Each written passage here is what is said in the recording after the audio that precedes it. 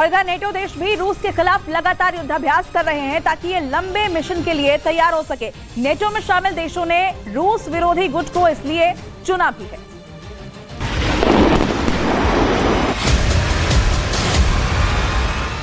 NATO के लगातार होने वाले छोटे छोटे युद्धाभ्यास से ऐसी तस्वीरें आई हैं जिनमें बहुत ज्यादा आग है, जो ऐसी नजर नहीं आएंगी। इसके मायने समझने होंगे तो आपको बहुत बड़े बड़े धमाके जरूर देखेंगे, जो मॉस्को में हो सकते हैं, जो सेंट पीटर्सबर्ग में किए जा सकते हैं। ये KC-135 टैंकर है जिससे अमेरिका और बाकी नेटो के लड़ाकू विमानों में ईंधन भरा जा रहा है ताकि ये लंबे मिशन के लिए तैयार हो सके।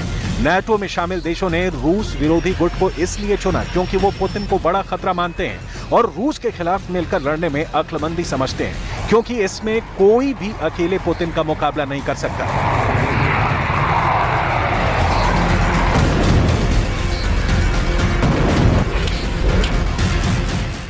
UK is proud to be behind the US, the biggest contributor to the military effort in Ukraine. And I think it's right that other countries also step up and do their part. We're lucky to have America's investment in European security, but we need to share the burden alongside you, which is why defense spending in the UK has been above the 2% NATO benchmark.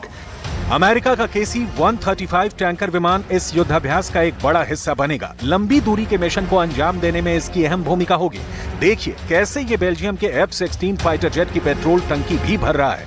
इस पूरी प्रक्रिया को mid air refuelling कहते हैं और इसके जरिए विमान लंबी दूरी तक ऑपरेशन अंजाम दे सकते हैं, क्योंकि तब उनके पास बड़े मिशन के लिए पेट्रोल होता है।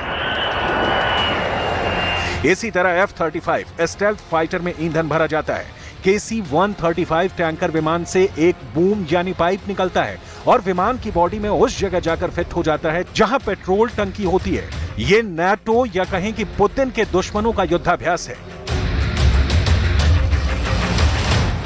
उनका मकसद साफ है कि किसी भी तरह यूरोप के किसी भी इलाके से उड़कर मॉस्को या फिर सेंट पीटर्सबर्ग तक पहुंचकर बमबारी करना और फिर वापस लौट जाना। ये पुतिन के खिलाफ बहुत ही हिम्मत वाला कदम कहा जाएगा।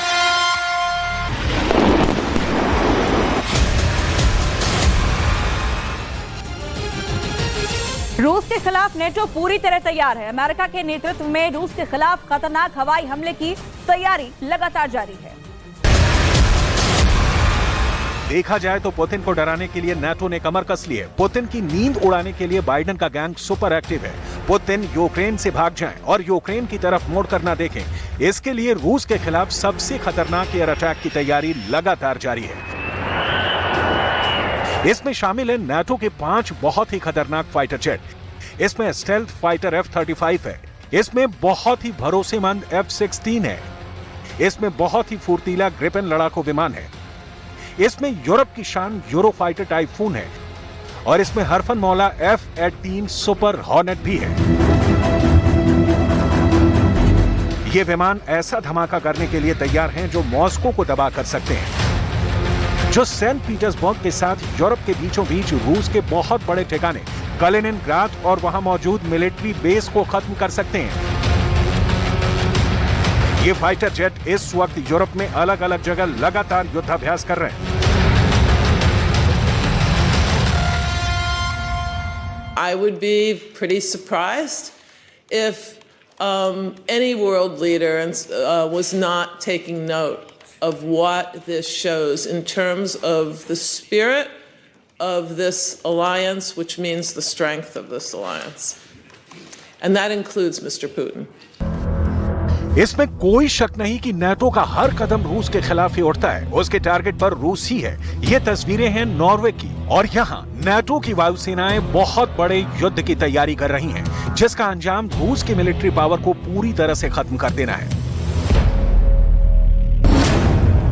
इसके लिए ये पुतिन के घर तक पहुंचना चाहते हैं, यानी कि उनके शहर मॉस्को को बमबारी से दबा कर देना चाहते हैं। कोई शक नहीं कि इसके लिए इनकी तैयारी बहुत पुख्ता है और बड़े युद्ध के दौरान मॉस्को पर ये विमान देखे गए तो हैरानी नहीं होगी, क्योंकि पुतिन के खिलाफ साजिश तो मिलकर की जा रही है।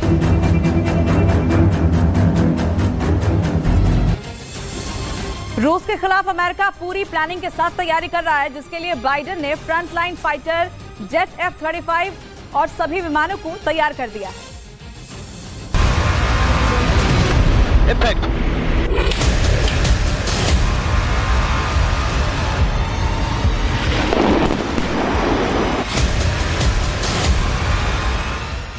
बाइडेन बहुत ही प्लानिंग के साथ नाटो के विमानों को इकट्ठा करके पुतिन को लगातार डरा रहे हैं, पुतिन को डायरेक्ट चैलेंज कर रहे हैं और इसमें उनका front line fighter jet F-35 सभी विमानों की अगुवाई कर रहा है। अमेरिका और रूस के भी किसी भी बड़ी टक्कर में अमेरिका सबसे पहला वार इस फाइटर जेट से करना चाहेगा। F-35 अमेरिका का स्टेल्थ फाइटर जेट है जो रडार की पकड़ में नहीं आता। यही इसकी सबसे बड़ी खासियत है।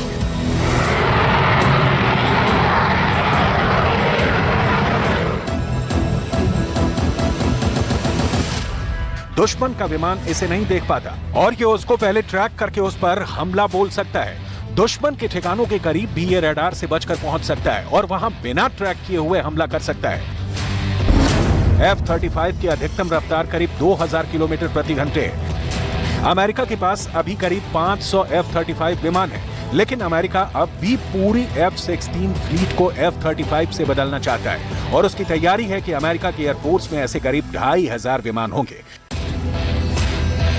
अमेरिका अब नाटो के अलावा अपने कई करीबी देशों को इस विमान से लैस कर चुका है। अमेरिका का इरादा साफ है, वो पूरे यूरोप को इसी फाइटर से बचाना चाहता है और आर्कटिक के इलाके में ये जहाज तैनात करके अमेरिका ने अपनी तैयारी दिखा दी है।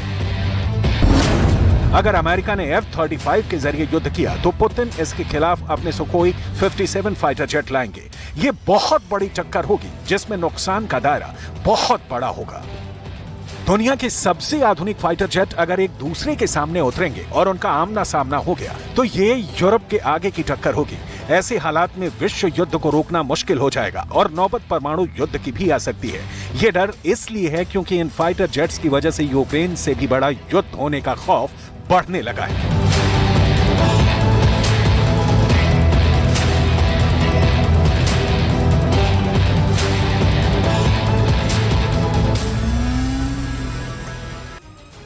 यूक्रेन पर हमले के बाद से बाल्टिक सागर में एक नया मोर्चा तैयार हो गया है। हाल ही में रूस और अमेरिका के फाइटर जेट आमने सामने आ गए थे।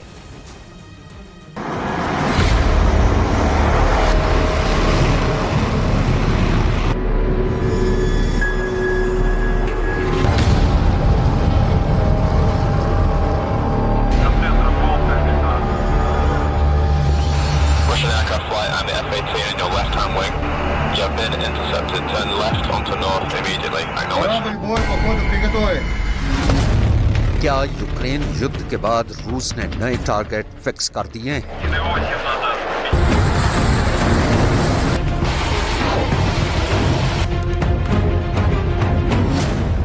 क्या यूक्रेन के बाद व्लादिमीर पुतिन डायरेक्ट नेटो पर अटैक करेंगे?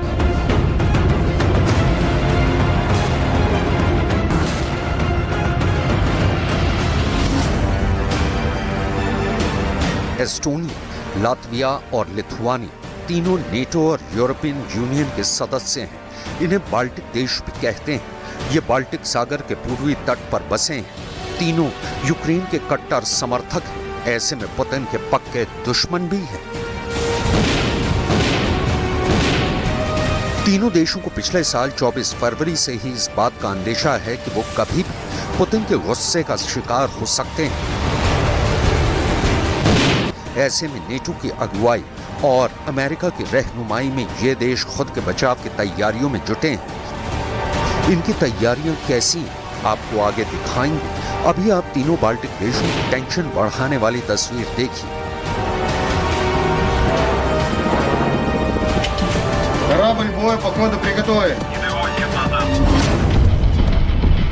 रूस के ये युद्धपोत बाल्टिक सागर में एक्शन में है। समंदर के पानी को बेचैन करते ये वॉरशिप जंगी अभ्यास के मिशन पर निकले हैं।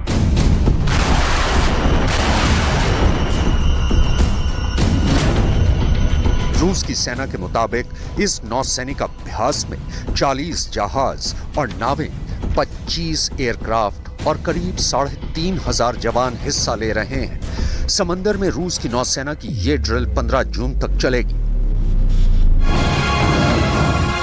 यूक्रेन को नेटो देशों के हथियार सप्लाई से पुतिन का क्रोध चरम पर है। उन तमाम देशों को वो सबक सिखाना चाहते हैं। ऐसे में रूस की सेना एक तरफ यूक्रेन पर ताबड़तोड़ हमले कर रही है तो दूसरी तरफ कई मोर्चों पर युद्धाभ्यास भी कर रही है। आपने बाल्टिक सागर में पुतिन की नेवी के अभ्यास का आगाज देखा। अब आपको जापान सागर और ओखोत्स्क सागर लेकर चलते हैं, जहां रूस की पैसिफिक फ्लीट ने बहुत बड़ा अभ्यास शुरू किया है। जापान सागर और ओखोत्स्क सागर में रूस की पैसिफिक फ्लीट 20 जून तक एक्सरसाइज करेगी। इसमें 60 से ज्यादा युद्धपोत, करीब 35 नौसैनिक विमान और 11,000 से ज्यादा जवान हिस्सा ले रहे हैं।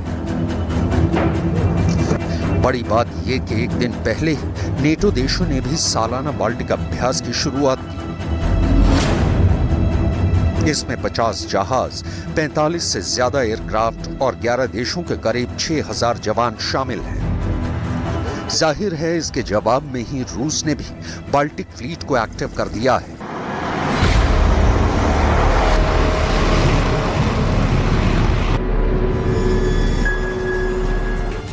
वहीं रूस की नजर बाल्टिक के 3 देशों पर है जिन्होंने रूस के खिलाफ यूक्रेन की मदद की।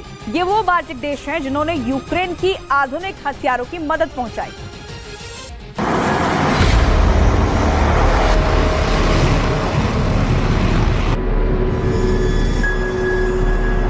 तीनों बाल्टिक देश पुतिन की आंख के किरकिरी बन चुके हैं, क्योंकि रूस से जंग में एस्टोनिया ने जिस आक्रामक तेवर के साथ यूक्रेन की मदद की है, उतनी किसी और देश ने नहीं की।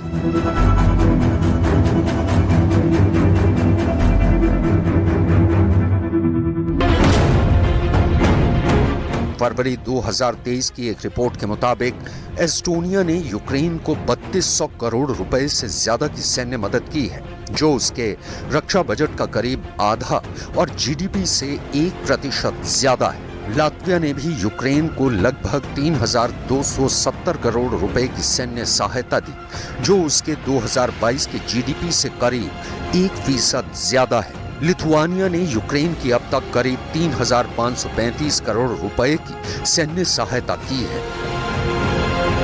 ये आंकड़े पुतिन को फूटी आंख नहीं सुहा रहे हैं। यही वजह है कि वो यूक्रेन पर हमले के दायरे को अब बाल्टिक तक ले जा सकते हैं। लेकिन जिस तरह से नेटो रूस से जंग में सीधे तौर पर शामिल नहीं है, उसी तरह से रूस भी नेटो पर बिना सोचे समझे हमला नहीं कर सकता है। लेकिन रूस के आसपास नेटो देशों में जिस तरह से माहौल बन रहा है, वो किसी बड़ी त्रासदी का इशारा कर रहा है। हालात बता रहे हैं कि यूक्रेन का युद्ध महायुद्ध में बदल सकता है, विश्व युद्ध में तब्दील हो सकता है।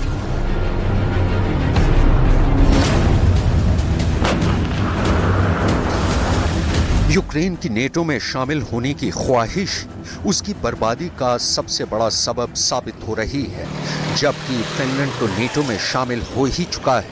ऐसे में रूस का ये पड़ोसी भी पुतिन को बहुत चुभ रहा है। फिनलैंड पर रूस के हमले का खतरा है, लिहाजा नेटो देशों ने यहां 27 मई से 2 जून तक आर्टिक युद्धाभ्यास किया।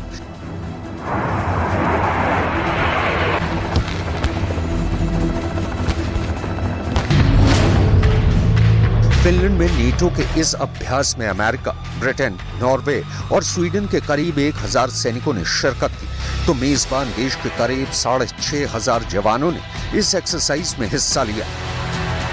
गौर करने वाली बात यह है कि रूस से महज 2 घंटे का सफर कर इस जगह तक पहुंचा जा सकता है।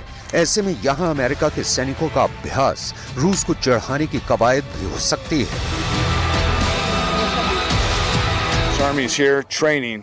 with our newest NATO ally to build that capability to help defend Finland if anything happens. That's our commitment. NATO की इस एक्सरसाइज में स्वीडन भी शामिल था, जो इस संगठन का हिस्सा बनना चाहता है। यूक्रेन पर रूस के हमले के बाद स्वीडन और नॉर्वे ने नेटो में शामिल होने की अर्जी लगाई, लेकिन तुर्की और हंगरी के विरोध की वजह से स्वीडन का मामला लटक गया, जबकि नॉर्वे नेटो का 31वां सदस्य बन गया। ऐसे में अब स्वीडन बाल्टिक इलाके में अपनी अहमियत बताकर और समंदर में पनडुब्बियों की ताकत दिखाकर नेटो में शामिल होने की पैरवी में जुटा है।